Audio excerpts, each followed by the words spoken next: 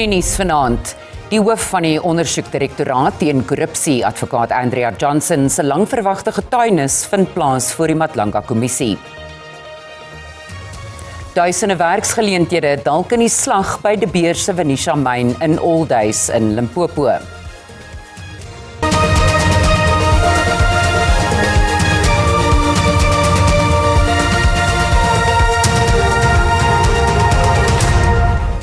Goeienaand en baie welkom by die nuus in Afrikaans. Die hoof van die ondersoekdirektoraat teen korrupsie, IDAC, advokaat Andrea Johnson, het haar beroep op haar reg teen selfinkriminasie oor aantuigings van regsveruideling deur ondersoekers van die Valke en Getuie Oë in die hantering van 'n strafregtelike klag teen generaal-majoor Feroz Khan. In getuienis wat vroeër voor die kommissie aangehoor is, het advokaat Johnson glo die inhoud van 'n aanranding en intimidasiesaak teen Khan met hom gedeel wat vrae laat ontstaan oor onbehoorlike gedrag.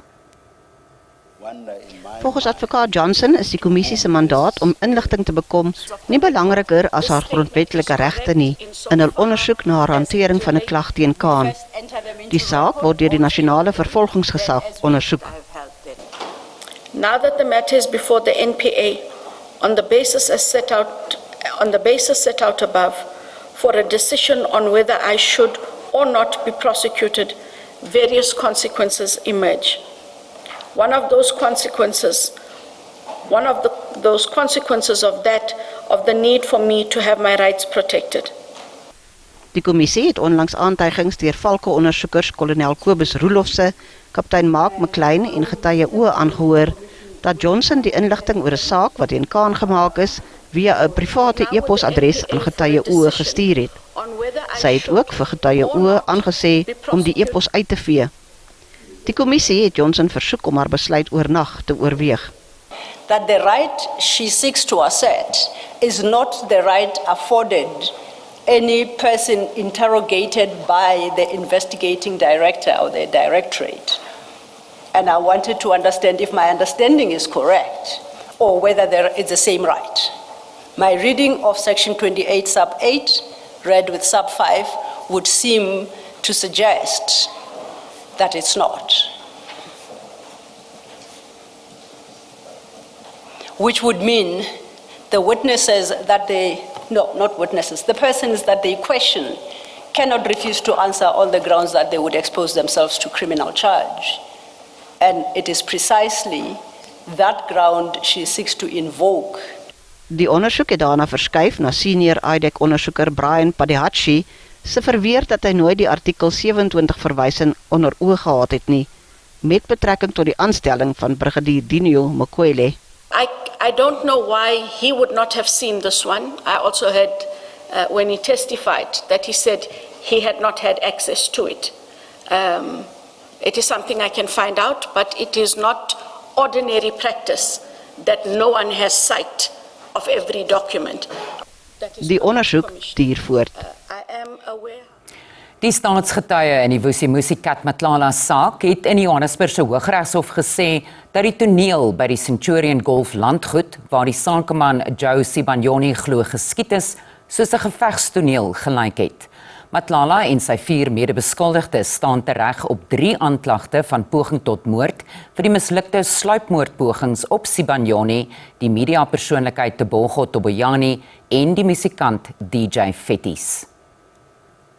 When they alighted, they drew out their AK-47s. Firstly, kushuthi babona ukuthi ngathi ngibabonile. Ibullet lokuqala lingimiss. Then they saw that I've spotted them or saw them, and then I was missed by the first bullet. Mazibuko athi cele asibaleke. Then Mazibuko said to me, "Cele, let's run away." Hey.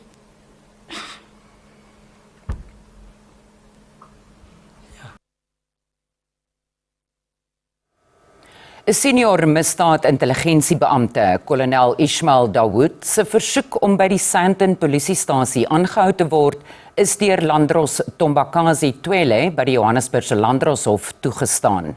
Hy staan tereg op aanklagte van aanranding en afpersing nadat hy hom vanoggend by die Hillbrow polisiestasie in Johannesburg oorgegee het. Dit volg nadat die polisie Vrydag sy huis in Sandhurst, Johannesburg, deursoek het. Dawood is onmiddellik in hegtenis geneem. Die Gautengse polisie sê die klagte spruit voort uit beweringe dat Dawood die klaagster glo by sy sakeonderneming in Johannesburg gedreig en geld van haar geëis het. 'n Lasbrief vir sy inhegtenisneming is op 15 Julie uitgereik. Dawood voer aan dat die saak nie verband hou met sy werk nie, maar dat dit 'n siviele saak is wat jare gelede afgehandel is. Die beweringe het tydens 'n Matlanga-kommissie sitting aan die lig gekom. Dawood se borgtogaansoek sal Vrydag aangehoor word.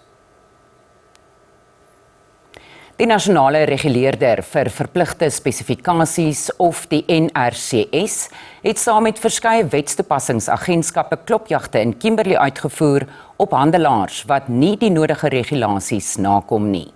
Daar is onder meer beslag gelê op bederfbare voedsel waarvan die vervaldatum verstryk het. Daar is ook beslag gelê op huishoudelike goedere wat in 'n gevaar kan inhou as die regulasies nie nagekom word nie. Die gesamentlike operasie volg nadat die openbare beskermer vroeër die maand bevind het dat Gautengse munisipaliteite nie genoeg hulpbronne het om voedselveiligheidsoperasies uit te voer nie. Die OB het ook bevind dat slegs 5% van handelaars in sommige stede aan die regulasies voldoen en dat sistemiese gapings landwyd voorkom, ook in die Noord-Kaap. Definitiewe gevolge, soos jy gesien het, ons verwyder die produkte wat nie voldoen nie, verwyder ons van die perseel af. Ons tegniese komitees gaan dan ook 'n beslissing maak wat met hierdie produkte gaan gebeur. Gaan dit terug na die land van oorkoms of gaan dit vernietig word? So daar is opsies wat ons het om te doen as die nasionale reguleerder. Die Noord-Kaapse Verbruikersbeskermingsowerheid sê die verkoop van voedselprodukte waarvan die vervaldatum verstryk het, sowel as die verkoop van onwettige verbruikersgoedere neem al meer in die provinsie toe. Die hoofdoel van die Verbruikersraad in die Noord-Kaap is om die konsumers te beskerm teen uitbuiting en ook seker te maak dat wanneer ons inspeksies doen, ons verwyder al die onwettige goedere. Ons kyk ook na die pryse van goedere op die rake, want ons wet is baie duidelik. Wanneer daar meer as een prys is die verbruiker geregtig op die laagste prys. En die gesamentlike operasie sal Woensdag in Christiana in die Noordwes voortgesit word en Donderdag in Kimberley in die Noord-Kaap eindig. Keith Seister, SABC Nuus, Kimberley. Verskerpte konflik tussen Iran en Amerika laat vrese ontstaan dat die oorlog uitkring. Die VSA het Iran vir 'n 10de agtereenvolgende nag aangeval uit weerwraak vir die dood van Amerikaanse soldate volgens president Donald Trump. In antwoord voer Iran opnuut aanvalle uit op Amerika se bondgenote in die gebied. Volgens berigte is 'n ontsoutingsaanleg en kragaanleg in Kuwait ernstig beskadig in die Iranse aanval. Iran sê ook dat 2 reuse brande uitgebreek het op tankskepe wat in 'n ander roete wou volg deur die straat van Hormuz. Die Houthi-rebelle in Jemen, wat Iran se bondgenote is, het die belangrike olievervoerroete, die Bab al-Mandab seestraat, gesluit vir Saudi-Arabiese skepe. Intussen vergader die Libanese president Joseph Aoun met president Trump in die Withuis. Hy sal na verwagting vir Trump vra om druk op Israel te plaas om sy besetting van Suid-Libanon te beëindig. Ons is net hierna terug, bly ingeskakel.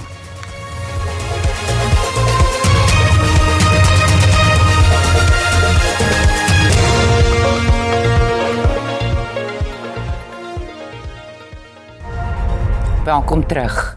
Werkers by De Beers se Venetia myn in Aldays, Limpopo, sê hulle is geskok oor die maatskappy se besluit om produksie vir 2 jaar te staak. Die besluit stel 1200 poste by Suid-Afrika se grootste diamantmyn in gevaar.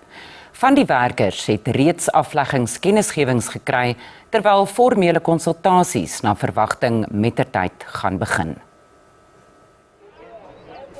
Dis Suid-Afrika se grootste diamantmyn. Venetia myn lewer meer as 40% van die land se diamantproduksie en verskaf werk aan meer as 3500 permanente en kontrakwerkers. De Beers het in 'n verklaring gesê 'n aansienlike daling in die prys van diamante is een van die hoofredes vir sy besluit om produksie te staak. Die daling word toegeskryf aan goedkoper sintetiese diamante wat gewilder word onder verbruikers. Werkers is bekommerd oor die dreigende werksverliese.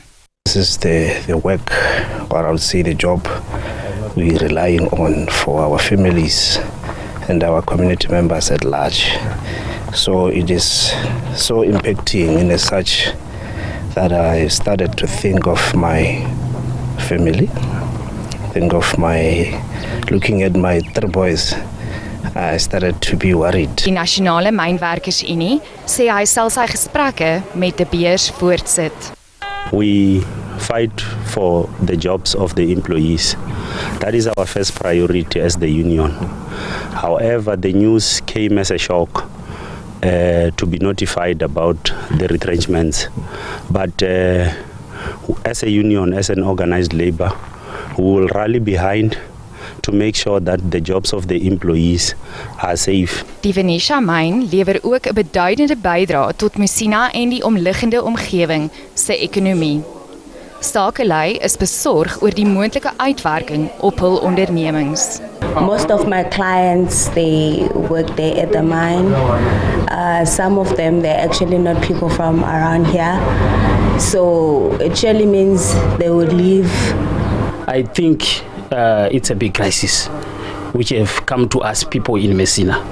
So I'm still worried about that issue because in the near future I'm thinking of another plan. Dit is ook slegte nuus vir plaaslike inwoners. I think of the households to start with, people that are actually depending on all these employees' salaries. And definitely it's a big blow to the entire society. It's so disturbing. I mean, we had a couple of retrenchment before. A lot of our brothers and sisters lost so much from it, and Messina, most of people, they rely on De Beers. Die myn sê hy sal op 'n latere stadium kommentaar lewer. Pensionarisse in Atok in Limpopo is in sak en as na onregmatige aftrekkings van hulle SASSA toelaas. Volgens die 66-jarige Masotwani Mabota is die pensioen wat hy, sy 71-jarige broer en 77-jarige suster ontvang baie minder na die aftrekkings. Vroeër die maand is 4 SASSA amptenare van die Nebo-kantoor in Sekhukhune afgedank nadat hulle van bedrog van 33 miljoen rand geïmpliseer is. Die Mabota familielede doen 'n beroep op SASSA om die saak wat hul lewensbestaan negatief beïnvloed op te los. Hy sê, vir die afgelope 5 maande word daar R200 by ons SASSA ouderdomstoelaag afgetrek. Sy sê dit is die geld wat die regering vir ons gee om te oorleef as ou mense. Ons kry baie swaar om deur die maand te kom. Dit moet so gou moontlik opgelos word. Nog 'n pensionaris sê SASSA het aan haar gesê dat die aftrekkings vir 'n begrafnispolis is. Maar volgens die 70-jarige het sy nie 'n begrafnispolis nie. Sy sê ek is baie ongelukkig want hulle hou aan om geld van my SASSA toelaag af te trek. Dit is baie sleg want die kinders is honger omdat ons nie kan kos koop nie.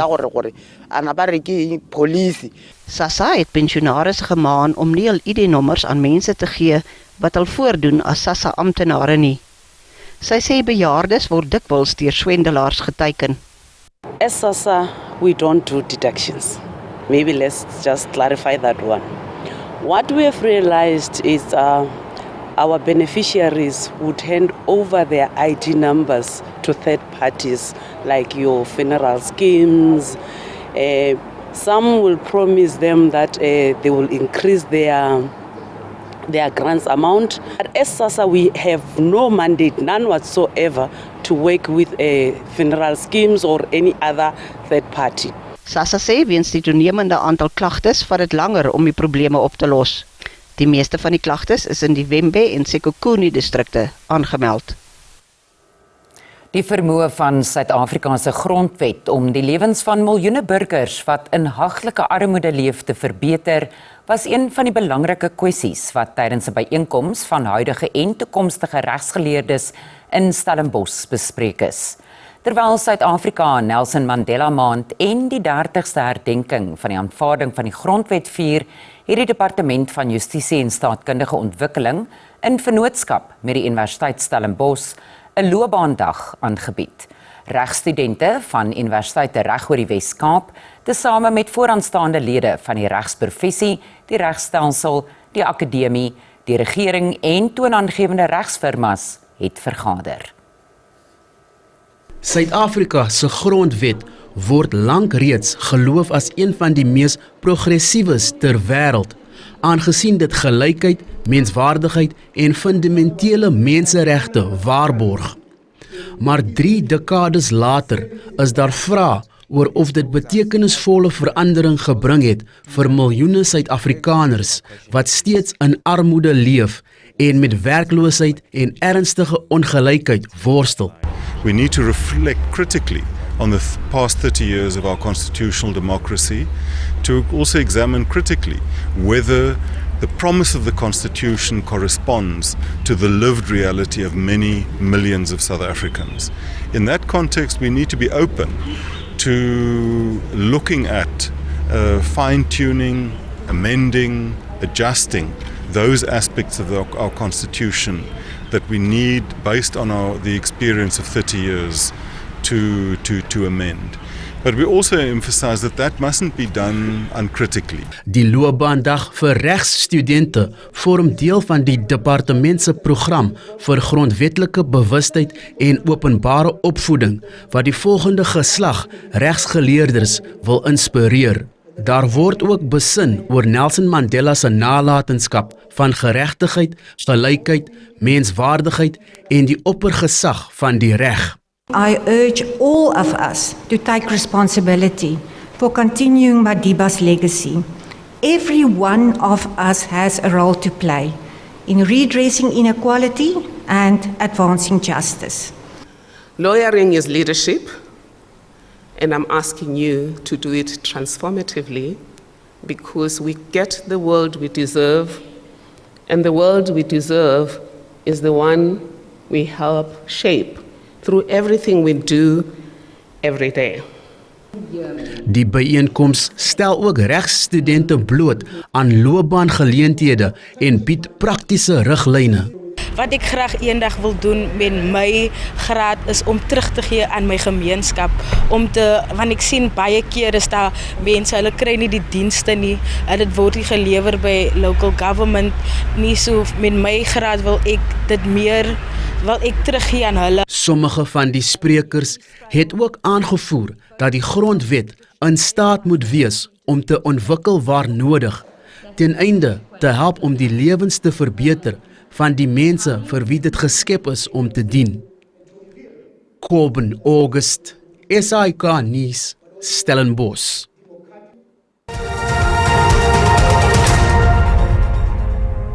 Kom ons kyk nou hoe die markte om 5:00 vanmiddag met die sluiting van die JSE vertoon het.